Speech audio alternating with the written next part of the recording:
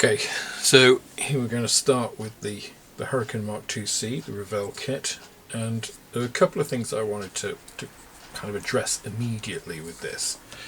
So you do have some really nice kit pieces here. We're building up the seat to start with. Starts in the cockpit, as you saw from the instructions, and you've got some nice rivet detail here that nobody will ever see. Really nice here on this, but some of the pieces, and I find this on quite a lot of the kit, is these attachment points here. You can see if you were just to cut it from here, like if you're viewing it and the frame, obviously I've cut this off the frame so you can see I can get this more easily on camera. But if you just cut it from above, then you might not realise that there's this great big lug at the back. So looking at instructions, looking at the parts is really important. Like for this piece, this is part of the seat, and again, if you're just casually snipping stuff off without referring to the instructions, which people do, including me, you can remove some of these pieces and then end up with problematic builds further on. So it's really important to have a look at the instructions of where these pieces go. These are pretty big attachment points, okay, and they're not the best. You do need to clean up quite a lot on them afterwards, and exactly where you're supposed to cut is also a bit vague. And I find that on quite a few of the more delicate pieces as well, where you're meant to cut isn't exactly obvious. So you do just have to be careful when looking at this kit exactly how you're making it. Even to the point of where you're getting your pieces right at the beginning. So let's clean these up a little bit. And that's the kind of point of this style of build video, and let me know if you guys like these or whether you prefer the shorter complete build videos. Obviously those take a lot longer to make, because what I got to do is essentially I record all the same footage, but on those videos I have to wait until I've got all of the footage, obviously, then edit it, make sure I've got the bits that I want, put it all together, write a script for it, narrate it, stitch that in, and then produce it. So this I can do piece by piece. You can see where I'm going. You see all of the kind of down and dirty pieces, and this is very similar and was inspired by the private members videos that I've been doing. So I put one of those up for people to look at, the Hotchkiss. So I put the first part up so that people kind of get a feeling of what they're getting as an extra by being a channel member. What I'm going to be doing is probably I'll have one of these builds for public consumption, if you like, and another build on a different subject, which is just going to be private members. So the members get something back from supporting me that isn't available for general public. I'm not going to restrict those to certain tiers of members. Just if you support me, you get access to that. So you then can make the choice of whether you think that's something you'd like to support me for.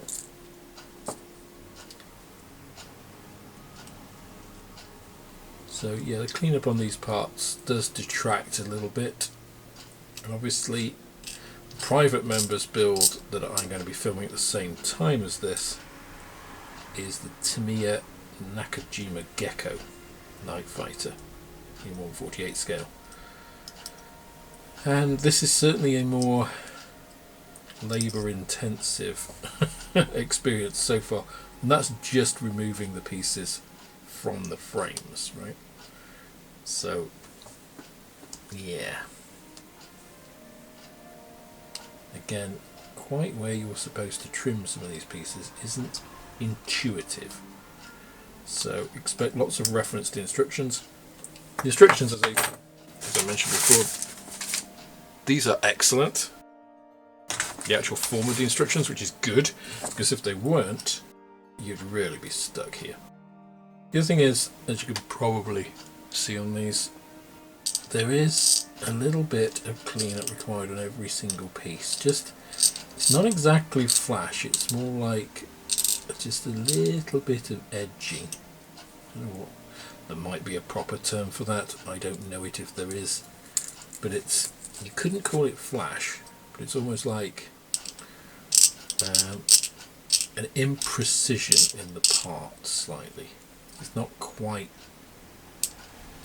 contained to the piece. And you do get some of that on a variety of models, but less and less so these days. As tolerances become better in all of the equipment that's being used. This is not quite there. I would say this is worse than the Gecko, which is, I believe, a 1990s kit. You can see the amount of scraping I've had to do there to get these parts usable. Now when it actually comes to put these together,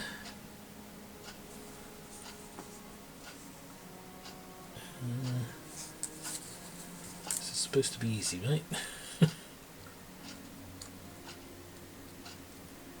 Okay, I think you kind of need to do it in a specific order. The other thing is they have quite large ejection pin marks there, and that's not very good.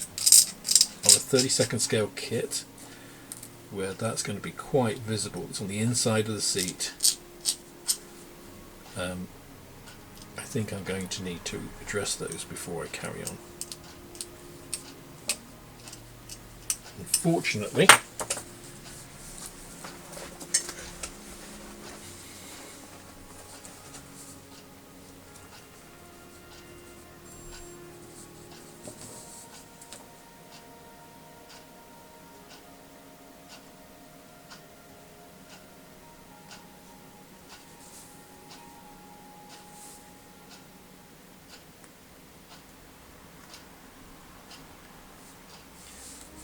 let's just fill those.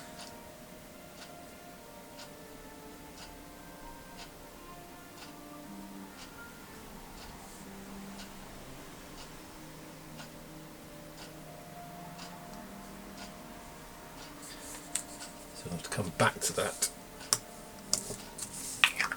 because obviously cleaning those up, sanding them down, is going to be much, much easier if it's done when they are dry. So obviously seat fits together, bottom, and then side. I think the right side is going to be an easier fit to start with. Don't know why, but that just keeps it in the right position, and then we can go from there. But that's a little bit unfortunate. Now,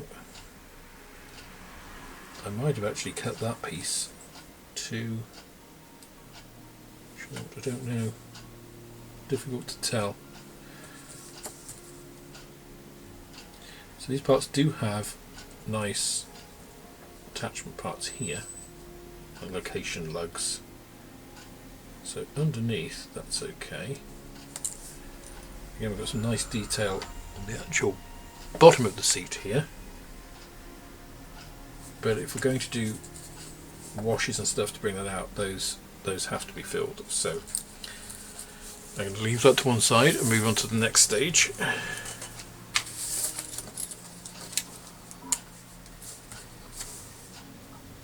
So here again we do have ejector pin marks, but they are on the rear of this piece, so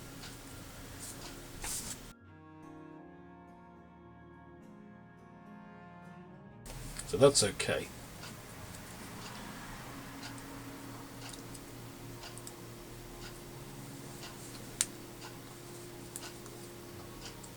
This piece just literally fits on. You hardly need to glue it. Look, that's quite a nice fit, has to be said.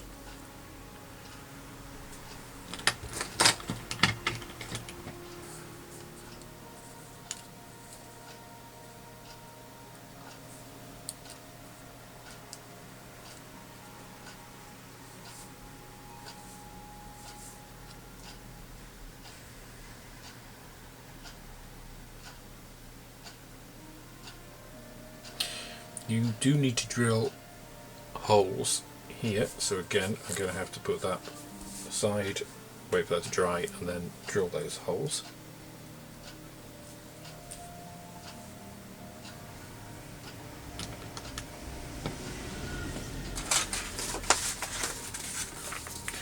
And then the next stage, stage 3, calls for you to put this back plate on, again a piece of armour, and then a choice of headrests. Now it says question mark, and it says you to go to point 88, so we'll go to number 88.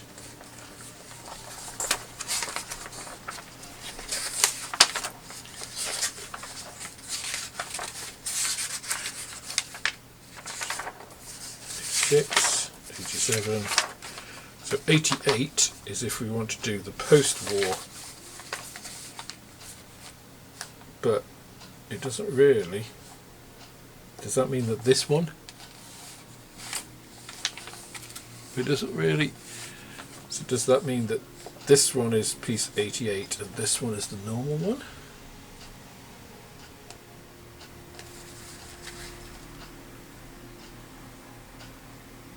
I think it does. I think so.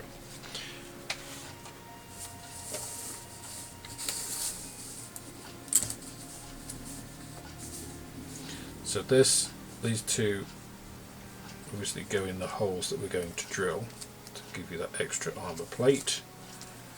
These have 3 attachment points that go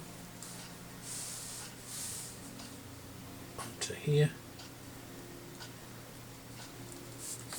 which this really does need cleaning up first before you can put that on.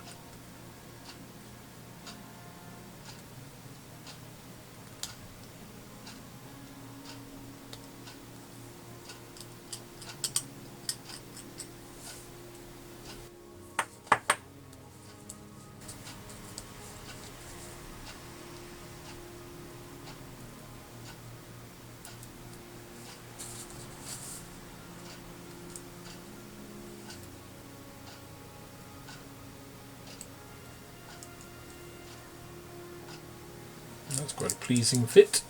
Let's put that on.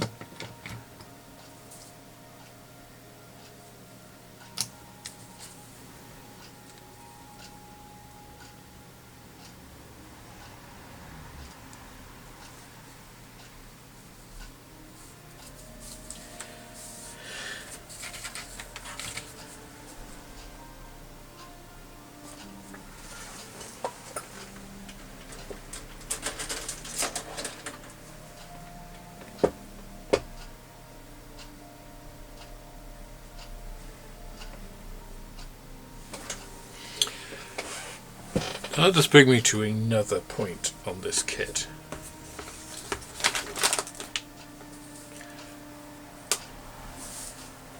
So if we look here on this frame, we can see, let's go through here.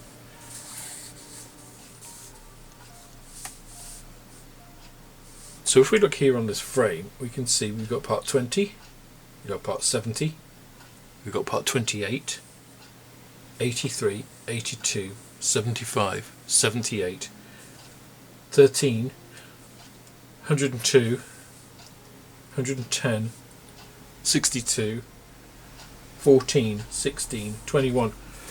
You've got no idea where parts are on this frame, which is a pain.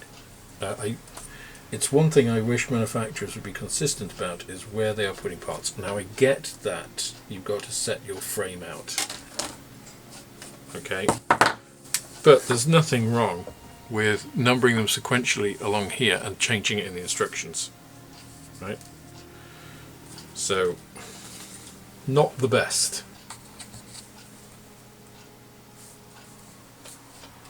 So this is part 74. I'm going to glue it on and then clean it up on when it's in situ, because that's going to be easier. Unfortunately, it shows it going in. It doesn't really show the orientation because this is a round piece. I'm presuming it's going to go with that up, although that may be incorrect. Let's try it the other way.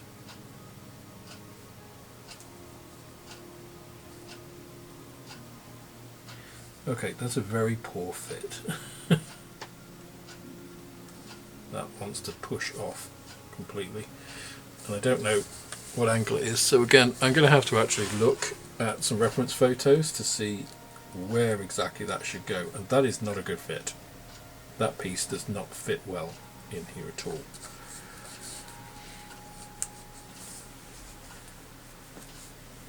So we'll put that aside and we'll move on to the next piece.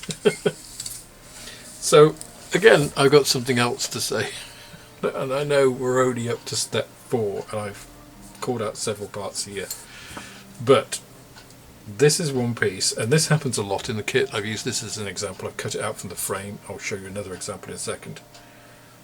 But look at all these attachment points. And yes, this is a delicate piece. It needs lots of attachment points, but the way that this is done, the chances of this getting damaged as you're taking it out are fairly high. Right? So you have these pieces, and again, you need to really check on exactly which pieces need cutting. You've got these attachment points right close to them. You see how they're flexing and bending? Because there's no room here.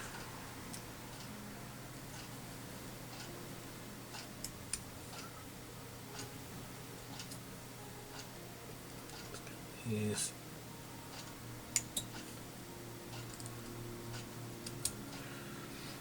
and then again, you have to be careful about exactly where you're cutting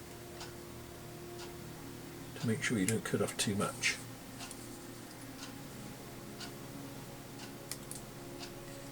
And then taking it out again, it's attached here. It's not quite through. There we go. So that's quite a lot, and I get that the part is complex and delicate, and it's hard to get in place, but just look, I'm trying to trim it here, and okay, I probably need to change the blade. I'll change the blade in here, but I don't know, doesn't feel great having to do that. Right, let's change the blade on my scalpel, and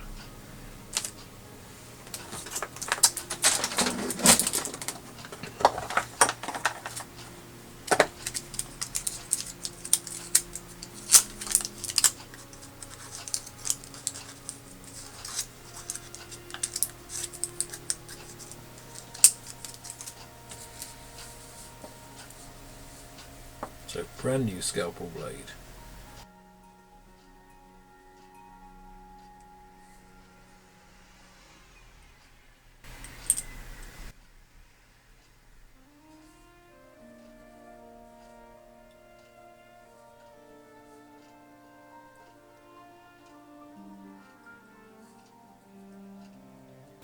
And you may say, why am I using a scalpel? Why am I using some other method, some sanding thing? I'm not sure this would take sanding. You see how much it's flexing and moving as I'm using a brand new scalpel blade here. Do you really think that would take sanding? And as I've mentioned before, I'm very used to using a scalpel. So I think it's better to use a tool that you are very familiar with and are comfortable with using to be able to do this sort of job. You see, really, look, you've got to trim these pieces here.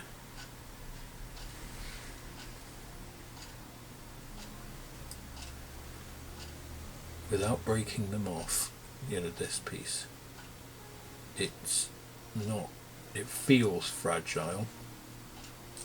Again, this is a brand new scalpel blade, so it's not that the blade is blunt, it's certainly not. I have to be very careful. But there we go.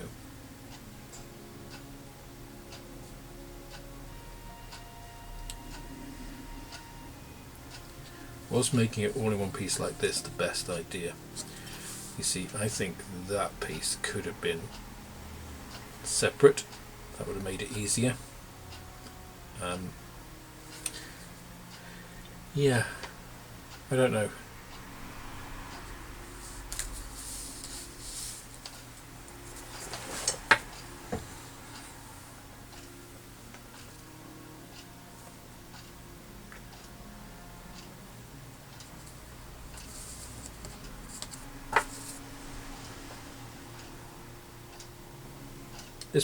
This piece was much easier to remove.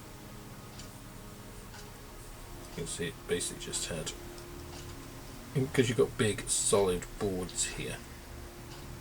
Well, they're plastic, but you know, there were boards in the actual thing.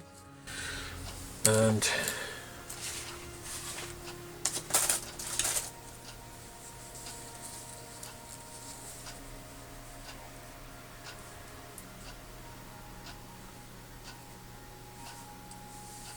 so you can go that way up, short end here and into here like so.